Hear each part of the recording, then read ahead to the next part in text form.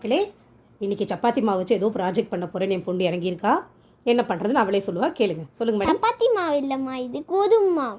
சரிங்க மேடம். கோதுமை மாவு வச்சு நம்ம இன்றைக்கி ஒரு நூடுல்ஸ் பண்ண போகிறோம். அது வதக்கி ஒரு மாதிரி பண்ண போகிறோம். நீங்கள் பாருங்கள், உங்களுக்கு தெரியும். அந்த ரெசிபி தான் கொடுத்துருக்கோம். ஃபஸ்ட்டு என்ன பண்ண போகிறோம்?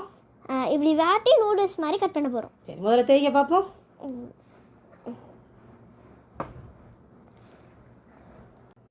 இப்போ நம்ம கட் பண்ண போகிறோம். ஆமாம், மேடம் ஒரு வழியாக தேய்ச்சிட்டாங்க. நீங்கள் ஆக்சுவலாக ரவுண்டாக தேய்ச்சிக்கோங்க. பாப்பாவுக்கு அவ்வளோதான் வந்தது, அவளுக்கு வந்த மாதிரி தேய்ச்சிருக்கா. இல்லை இது கட் பண்ணால் எனக்கு இதுதான் ஈஸியாக இருக்கும், அதனால தான் அப்படி கட் பண்ணியிருக்கேன். சரி, ஓகே, அதை நம்ம நம்பிக்கணும், வேறு வழி கிடையாது. ஆஹா, சரி சரி சரி, ஓகே. இந்த மாதிரி பீஸ் பீஸாக நீட்டமாக வெட்டி எடுத்துக்கணுமாம்மா? ஆமாம், இதை எனக்கு சரியாக ஷேப் பண்ணல. உங்களுக்கு சரியாக ஷேப் பண்ணால் நீங்கள் எடுத்துக்கோங்க. நான் ஏதானம்மா நானும் சொன்னேன். அதான் இது எடுறது நான் நல்லா தான் எடுத்தேன். இந்த மாதிரி சரி சரி, அவங்க நல்லா தான் எடுத்துருக்காங்க. அடுத்த ஸ்டெப்பில் வரும். இப்படி கட் பண்ணியாச்சு. இப்போ நம்ம கிச்சனுக்கு போகலாம். அடுப்பில் கடாய் வச்சு கொஞ்சமாக எண்ணெய் ஊற்றிக்கோங்க. இது டயட் டிஷ், நிறைய எண்ணெய்லாம் கொட்டக்கூடாது. கொஞ்சம் உடனே மேடம் ஜீரகம் போடுறாங்க. போடுங்க மேடம். நினைக்கிறேன், கையை எடுத்துருங்க வெளியில. மஞ்சள் பொடி போட்டுக்கிறாங்க அது மேல. நேத்தே சொதப்பிச்சானால. அப்புறம் பெருங்காயம் போட்டுக்கிறாங்க. இன்னும் கொஞ்சம் போடலாம், பெருங்காயம் நல்லா போடலாம், தப்பில்ல.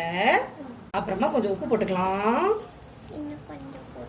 கடைசியா கொஞ்சோண்டு என்னது சாம்பார் பொடி போட்டாச்சு.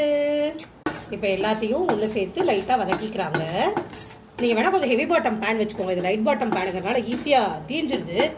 பண்ணி வச்சிருக்கிற நூடுல்ஸ் சப்பாத்தின்னு என்ன வேணாலும் பேர் வச்சுக்கலாம். அதை தூக்கி இதில் ஒன்று ஒன்றா எல்லாத்தையும் ஆட் பண்ணணும். இப்போ இதில் இப்படி வதக்கணும். இது ஃபுல்லாக இந்த நூடுல்ஸ் மாதிரி வந்தோடனே நம்ம எடுத்து சாப்பிடலாம்.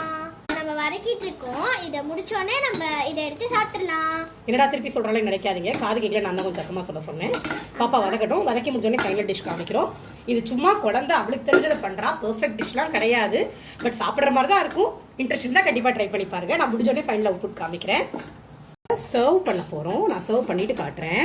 இந்த மாதிரி ரெசிபியை சாலட் கூட மிக்ஸ் பண்ணியும் சாப்பிட்லாம். நாங்கள் சாப்பிட்டதில்ல, சாப்பிட்டுட்டு நல்லா இருந்ததுன்னா கமெண்ட்டில் சொல்லுங்கள்.